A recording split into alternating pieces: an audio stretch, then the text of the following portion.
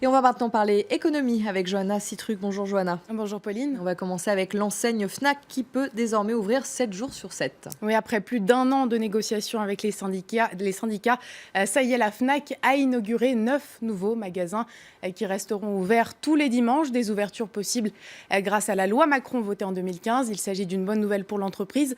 Mais les salariés sont-ils vraiment gagnants? Élément de réponse en images. Ouvrir 7 jours sur 7, toute l'année, une révolution dans 9 magasins Fnac après 15 mois de négociations avec les syndicats. À Paris, les premiers clients sont ravis de leurs achats. On travaille tous à peu près 6 jours. Il n'y a que le dimanche qu'on peut faire des achats vraiment prioritaires qu'on ne pourrait pas faire autrement. On part en vacances la semaine prochaine et on voulait un certain nombre de livres pour les vacances et on n'a que le dimanche un peu tranquille avec mon épouse. Pour trouver un accord, l'enseigne a mis d'importantes compensations sur la table. Salaire doublé, voire triplé 12 dimanches dans l'année. Volontariat garanti et pour chaque dimanche travaillé, 100 € de frais de garde d'enfants. Selon les syndicats signataires, il y avait une forte attente des salariés. Aujourd'hui à la Fnac, sur le premier dimanche, on voit que sur Paris, il n'y a plus un salarié sur deux qui est volontaire pour venir travailler le dimanche. Donc on voit qu'il y a un engouement quand même. Des commerces qui ouvrent le dimanche, c'est désormais la règle dans la grande distribution, comme pour Darty, le BHV, les Galeries Lafayette ou encore récemment le Printemps. Mais les employés sont-ils toujours gagnants? Dans les magasins Bricorama, chaque dimanche, les salariés sont payés triple.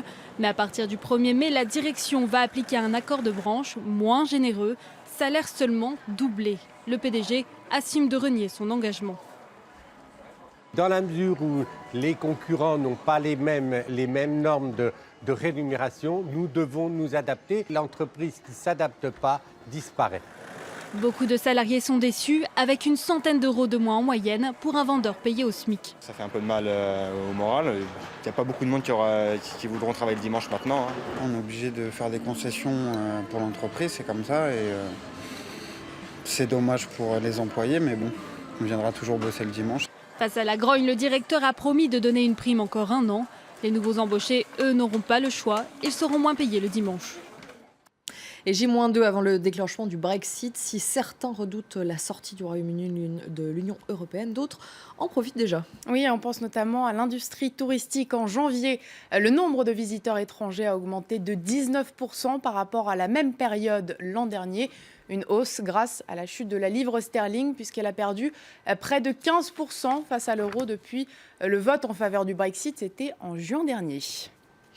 Et on reste en Europe avec la banque espagnole Unicaja qui va s'introduire en bourse. Oui, après avoir renoncé l'année dernière, elle retente sa chance cette année. Unicaja vise une émission de 625 millions d'actions à un prix unitaire d'1 €. La banque espagnole devrait solliciter le feu vert de ses actionnaires d'ici fin avril. Et justement, on fait un point sur les marchés financiers. Eh bien, c'est principalement du rouge sur les bourses asiatiques en ce début de semaine, Pauline. Le Nikkei est à moins 1,51%, Hong Kong moins 0,15%, Séoul moins 0,56%. Seul le Shanghai Composite est dans le vert, est en hausse. Les marchés réagissent donc à l'échec politique de Donald Trump, son échec à réformer l'Obamacare. Et on poursuit avec le pétrole. Une réunion des pays producteurs s'est tenue dimanche à Koweït. Oui, les pays pétroliers membres et non membres de l'OPEP se sont dit satisfaits de l'accord sur la réduction de l'offre. Ils vont réfléchir à le prolonger de 6 mois. Je vous rappelle que l'objectif de ce texte, qui est entré en vigueur le 1er janvier, est de faire augmenter les cours du pétrole malgré une baisse de plus de 10% depuis le début de l'année. Écoutez. Nous avons réduit les cargaisons en direction des États-Unis et de l'Europe et nous allons les réduire encore. Nous nous sommes mis d'accord pour demander aux autres pays un plus grand respect le mois prochain pour donner plus d'importance à l'accord.